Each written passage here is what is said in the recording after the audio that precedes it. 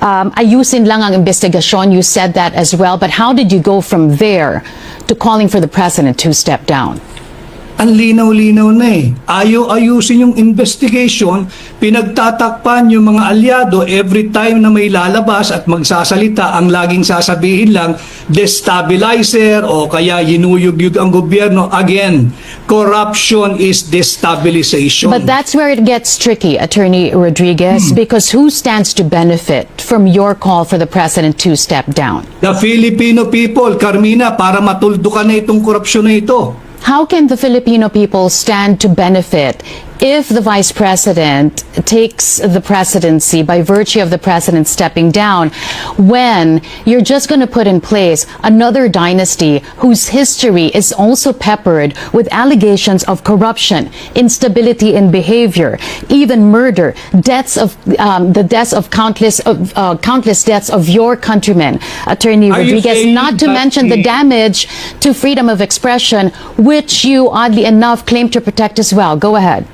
Are you saying that when Bongbong Marcos, assuming he will step down, we will abandon the 1987 Constitution and skip the rule on succession? You've mentioned about murder. Meron bang kasong murder ang Vice President, Carmina? I'm talking about another dynasty. She's another member. She's a family member of another dynasty. Na mas malaki ang boto sa Pangulo. Wala tayong magagawa ron. I never advocated anything that is outside of the constitutional loop or constitutional orbit. The vice president who stands to benefit from your call is also mired herself in corruption allegations.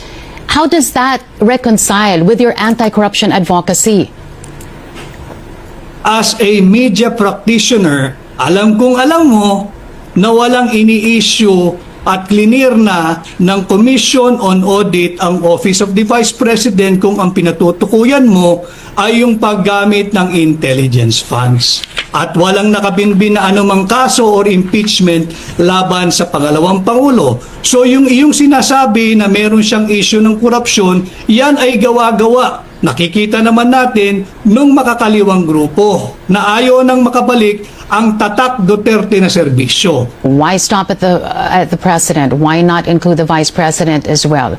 Yun ang sinasabi ng iba. Panawagan, hindi lamang ang iisa ang dapat mag-resign. Hindi lahat na mag-resign. But we're gonna have to leave it at that. As you said, pwede tayong maghapon magdiskusyon. But I appreciate your time being with us this afternoon. Former Executive Secretary Vic Rodriguez there joining us. Maraming salamat po. Salamat.